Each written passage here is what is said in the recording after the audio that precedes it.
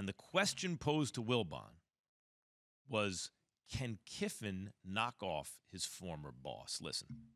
Lane Kiffin's a clown. Lane Kiffin has been an embarrassment at multiple stops. I mean, nobody's going to run out there and say, yeah, I want Lane Kiffin right here on the logo representing me. The answer's Alabama, Tony. Lane Kiffin's a cute little story for guys like us who have to talk about sports every day, and we can come in Monday and say, ha, ha, ha, Lane Kiffin. Once again, Lane Kiffin equals embarrassment at some point wherever he is. Wow. Lane Kiffin was asked on the Paul Feinbaum show whether Michael Wilbon's comments bothered him.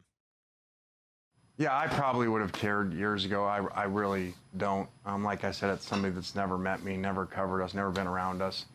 You know, and to say that I've never done anything, you know, whatever. It was kind of like so far out there that you kind of got to laugh at it. Do you feel, always interesting asking somebody to evaluate themselves, but do you feel like a different coach than you were 8 or 9 years ago? I do, completely. And I joke with you about it, you know, saying got Feinbaum, but I think what you said at the time was, you know, probably realistic to what was happening, and immature and very young and made a lot of mistakes. So I would like to think that I've grown and different now. I appreciate what Lane just said. And by the way, Michael Wilbon was just telling you how he felt about it, right? I would have maybe liked to hear something from Lane there, like something like, look, even though I thought, Paul, you described my past behavior in more detail because you're more aware of really what was going on, I behaved immaturely in the past, and I've left the wrong impression on some people, like Mike Wilbon, and maybe the higher road to even take, which I think Wilbon maybe responds to positively, is I feel like that when he called me a clown, it was kind of an ad hominem attack, and like I like to grow from my past behavior. Not that it was egregious, but like I'd like to get better, and the way he characterized me, it feels like there's nothing I can do. Something like that. I think, and then maybe, and because I know if it was, I might say something like that about someone I don't know, I see from afar, and I find their behavior clownish. If they respond like that, I then think, you know what? It's a good point. That, like, people, they're learning moments for everybody. You know, older people too have been around too. But Lane sort of was defensive a little there. What I would say is Michael Wilbon is 100% right 10 years ago. Yep. Lane Kiffin was, and I'll say it, a buffoon. And I told Lane many times, Lane is one of my good friends. Lane and I have a relationship to a point goes all the way back to his dad, who coached me at the Tampa Bay Buccaneers. So when Lane got the job, when he left Tennessee to get the job, you know, he called me from the private plane to let me know I'm going to land in L.A. at this time. Let's figure it out. When he got fired on the tarmac, I was one of the first people that spoke to him.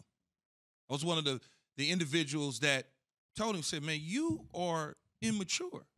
I got on his ass about something that happened in the Sun Bowl when we played, I think it was Georgia Tech or somebody we played in the bowl game, and I got on his rear end about the way things went down. Talked to him when he was with Steve Sarkisian hanging out in Washington. So I kind of know his immaturities. Yes, people think he was just handed a job and he didn't deserve it when the Raiders hired him. But the Raiders organization at the time, Al Davis, I mean, come on, seriously? You can't, yeah, that's what they did. That's who they were at that time. Yes, USC offered him and gave him the job based on a personal experience with him as our offensive coordinator. Did he deserve the job at that time? Some would say we probably could have hired somebody a little more deserving, but at that time, a young head coach who kind of know the program, yeah. Did he leave Tennessee in the dark? Well, I would leave Tennessee for USC too. Yeah, if it's my dream job. But right now, in this day and age, and learning from Nick Saban and having an opportunity to take that job instead of going to Florida to coach with Will Muschamp and be fired a year later was a mature, smart move on his part. His relationship with Nick Saban is father-son, puppy-dog. When you're a puppy, you do bad things. When you become a dog, you understand there is no more using the restroom on the rug. Although maybe some of your dogs still do that, Max, who knows. But I don't own any dogs. Oh, you don't? Okay, well. I'm not in that business.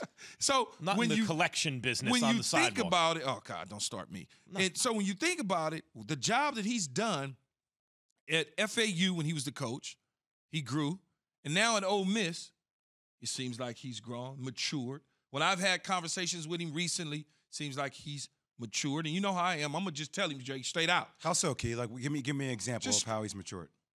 I think when you think about his viewpoints on a lot of different things, when he was younger, he probably wouldn't have did some of the things that he's did in Mississippi, of all places, to help remove the flag, to get behind Black Lives Matter, because he was so immature, he really didn't understand.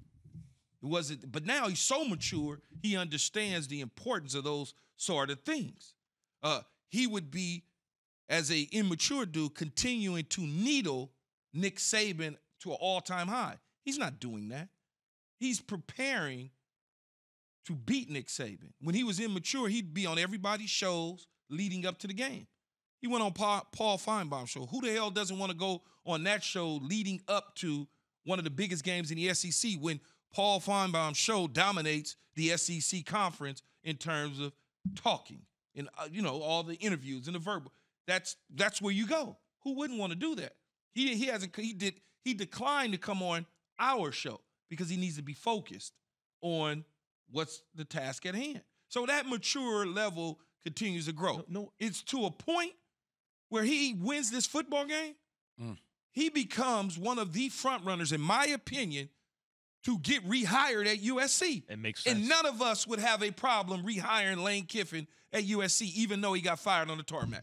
Because he was doing a hell of a job, minus the scholarships. Thanks for watching ESPN on YouTube. For live streaming sports and premium content, subscribe to ESPN Plus right now.